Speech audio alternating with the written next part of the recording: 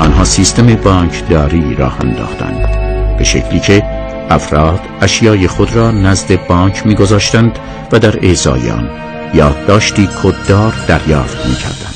به این ترتیب شوالیه‌ها صاحب بانک‌های قدرتمندی شدند و به امپراتورها، کشیش‌ها، اسقف‌ها و پادشاهان وام می‌دادند. کشیش‌ها امتیازات ویژه‌ای برای شوالیه‌های معبد قائل بودند. به عقیده برخی از کارشناسان این امتیازات حق سکوتی بود که کلیسا به شوالیه‌ها می‌داد. آنها از این امتیازات بهره گرفتند و توانستند به قدرت و نفوذ فوق‌العاده‌ای در تمامی جنبه‌های زندگی قرون وسطی دست یابند.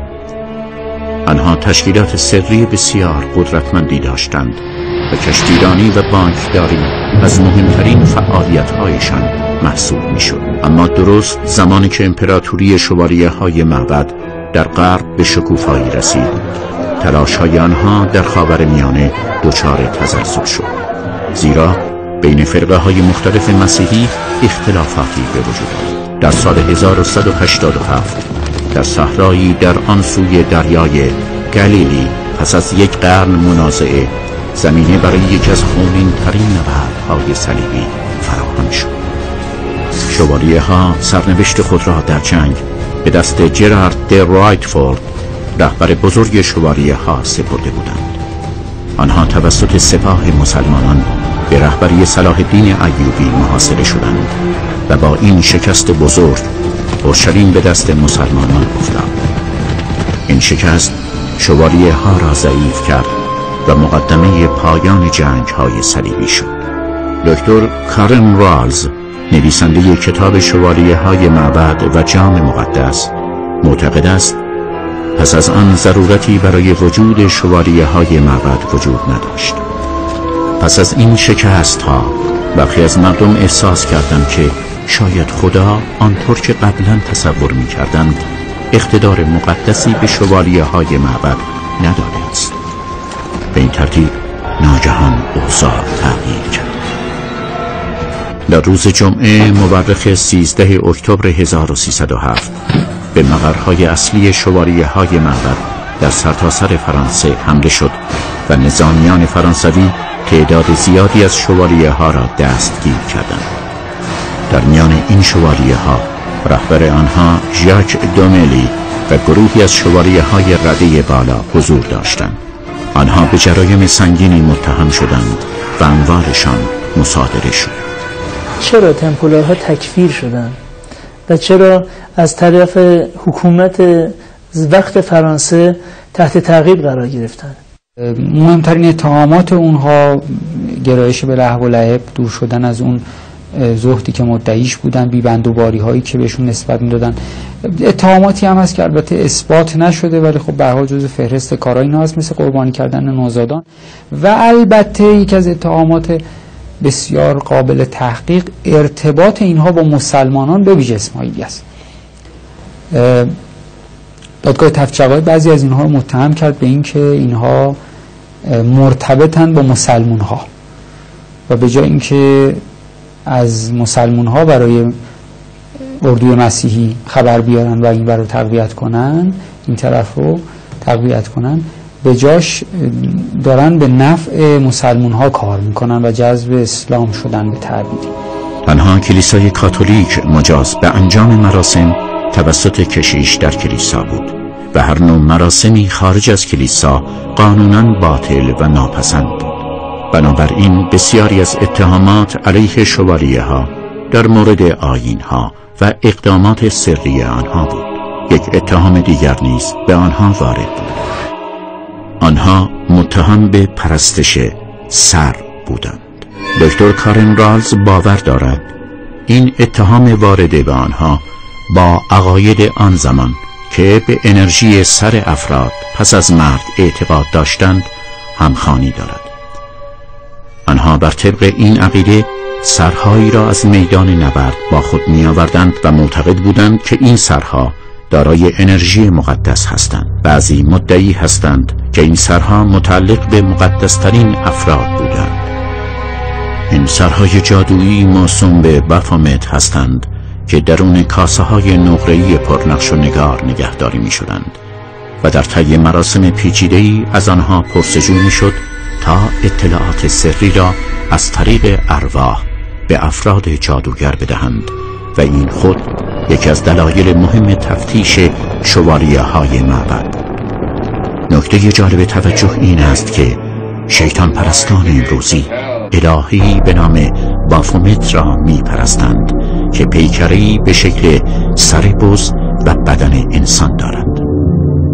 A un certo punto vengono sconfitti perché ufficialmente perché si dice che Filippo il Bello si era voluto impadronire dei loro beni. Erano diventati troppo ricchi, ma in realtà non era questo il motivo. Il motivo vero era probabilmente che a un certo punto sia la Chiesa che Filippo il Bello si resero conto che erano, dal punto di vista cattolico, degli eretici. Loro non si rifacevano al culto di Cristo, ma al culto di San Giovanni, che ritenevano il vero Cristo. Erano dei giovanniti, come si dice dal punto di vista tecnico, e avevano quindi un altro tipo di esoterismo e facevano finta di essere cattolici, e allo stesso tempo però erano così potenti che stavano per creare un'Europa unita, quella che poi verrà realizzata successivamente, secoli dopo, cioè adesso, è stata realizzata dai Templari, che una volta infatti sconfitti nel 1300 si ricostituiscono in segreto per rifare l'Europa unita oggi, così come l'abbiamo vista, che è una creazione templare degli antichi templari.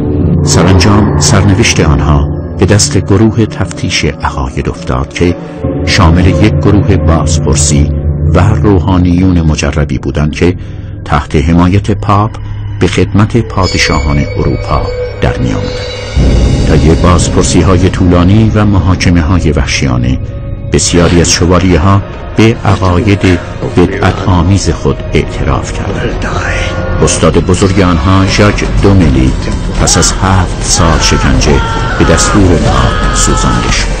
به طور حتم شوالیه‌ها اعمال ناپسندی انجام داده بودند که تا این حد شکنجه شدند.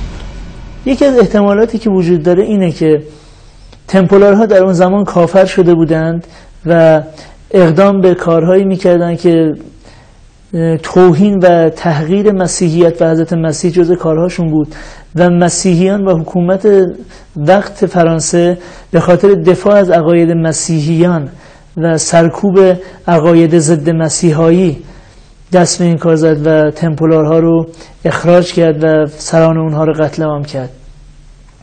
احتمال دوم اینه که تمپلارها در این زمان دارای قدرت و ثروت بسیار زیادی شده بودند و رقیب بزرگی برای نیروی حاکم بر فرانسه بودند.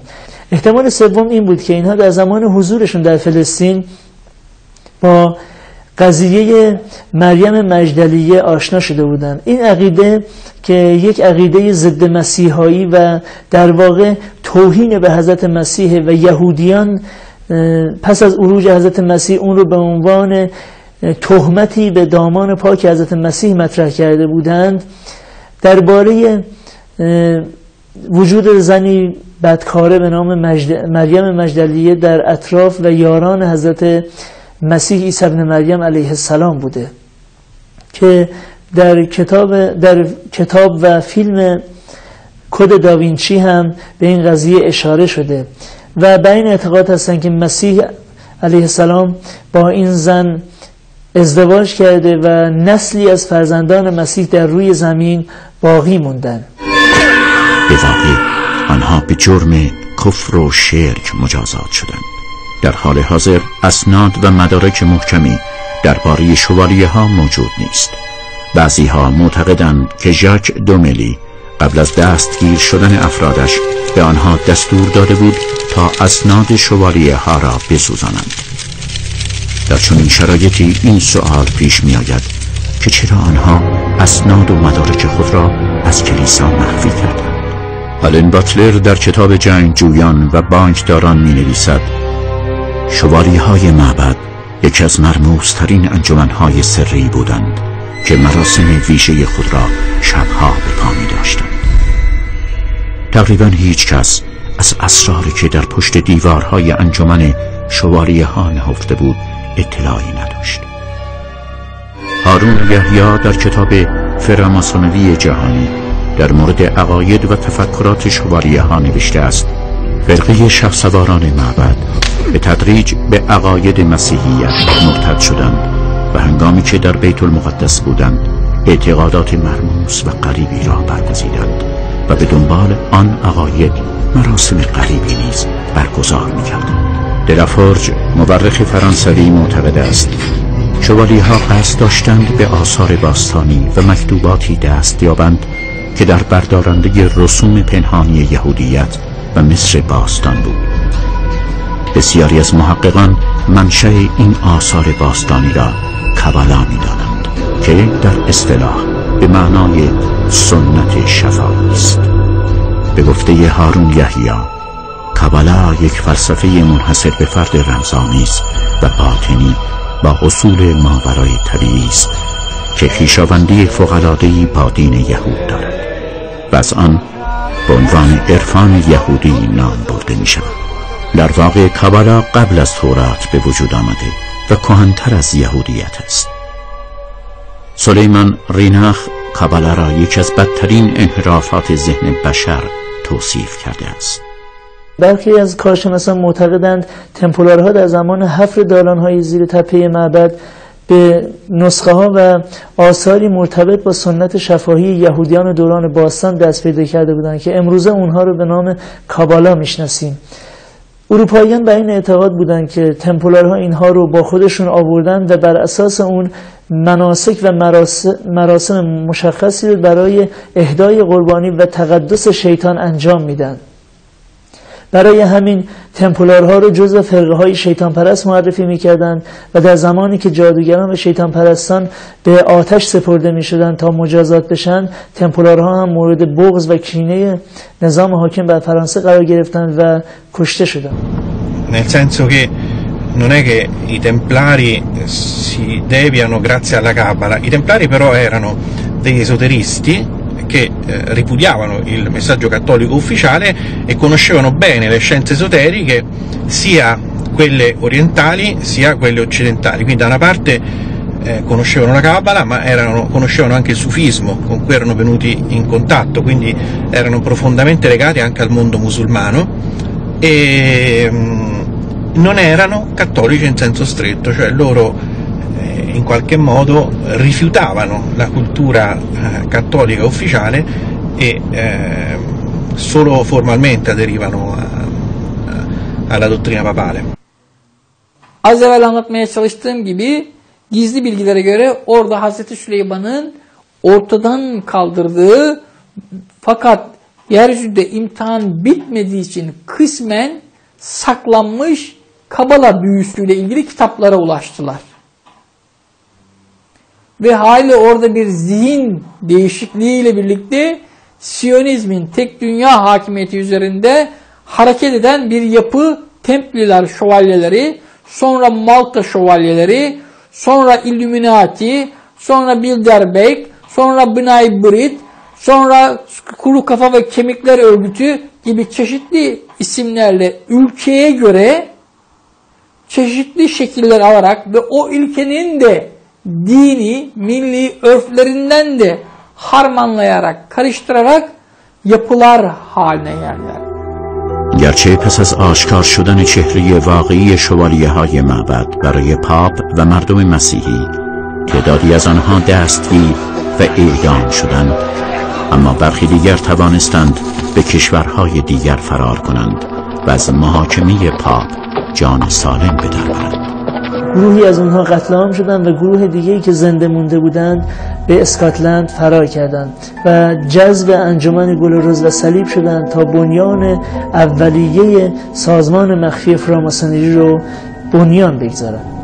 یکی از احتمالات این است که آنها در شرق فرانسه در بین کوههای آلپ مخفی شدند، منطقه‌ای که امروزه سوئیس نام دارد. جالب اینجاست که روستاییان منطقه آلپ یا همان سوئیس درست در زمانی که نظام شوالیه‌های معبد از هم گسیخت به تحول نظامی بزرگی دست یافتند و جوامعی به وجود آوردند که در آنها اولین نمونه های بانکداری به چشم می‌خورد و این یک اتفاق تصادفی نیست. عقیده دیگری نیز وجود دارد و آن این است که بسیاری از آنان تحت حمایت پادشاه اسکاتلند رابرت بروس به این کشور پناه بردند و تجدید سازمان کردند. شوالیه ها به دهکده روزلین رفتند. این منطقه زیر نظر یکی از قدیمی ترین و قدرتمندترین طوایف اسکاتلند به نام سینکلر اداره می شد. شهسواران معبد بعد از سال 1312 در این ناحیه و در این قلعه تحت حمایت بارون سنت کلر می‌زیستند. گفته می شود در این منطقه خاص و در قلعه روزلین شوالیه ها توانستند اشیا و اسناد خود را مخفی کنند. بین سالهای 1446 تا 1448 در کنار قلعه کلیسای کوچکی به سفارش سر ویلیام سنت کلر بنا گردید. او معماران دورگرد و سنگ تراشان را از سراسر اروپا جمع کرد و در نزدیکی دهکده روزلین خانه‌های جدیدی بنا شد و لوژی افتتاح گردید. به این ترتیب بذر فراماسونری در اسکاتلند کاشته شد و هنوز هم تا امروز لوژ کهن اسکاتلند شاخه اصلی فراماسونری به شمار می رود. متقاعد کننده ترین دلیل برای اتحاد شهسواران معبد و ماسونها در اسکاتلند قلعه و کلیسای روزلین است، چرا که علاوه بر شوالیه های معبد، فراماسونها و فرقه سری روزیکراس ها در ساخت آن کوشیدند. جورج اسمارت نویسنده کتاب رخداد نگاری شوالیه های معبد باور دارد که در این کلیسا سمبل های شوالیه های معبد، سمبل های ماسونیک، سمبل های مسیحیت سنتی و حتی سمبل های کفرآمیز نیز به چشم می‌خورند.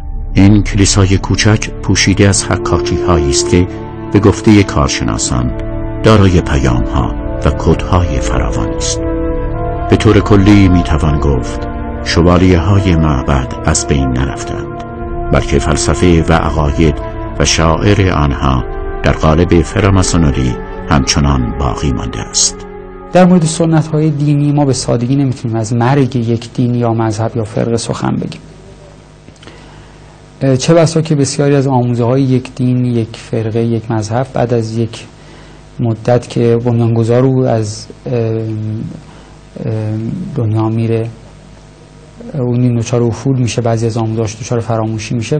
برخی از آموزه ها، برخی از موارد در سنت های دینی دیگه تحلیل میره و باقی میمونه کماکان و به حیات خودش ادامه میده. ممکنه در حتی یه مقطعی مجددا تجدید حیات کنه. به سادگی نمیشه در مورد مرگ یک دین سخن گفت. در مورد تمپلرها، سواران معبد هم موضوع به همین قراره. یعنی بعضی ها معتقدند که هسته اولیه فریماسونری در کسانی است که روزگاری جزء سواران معبد بودند. بعد از منحل شدن این فرقه، اینها اقدام به تشکیل جریان‌ها و گرایشات جدید معنوی، عرفانی و سری کردند که بعدها منجر و منتهی به فراماسونری شد. البته این یک نظریه است و در کنار نظریات دیگر. در قسمت بعد تأثیر پذیری جریان فراماسونری از شوالیه های معبد و شکلگیری شوالیه های مارت را مورد بررسی قرار خواهیم داد.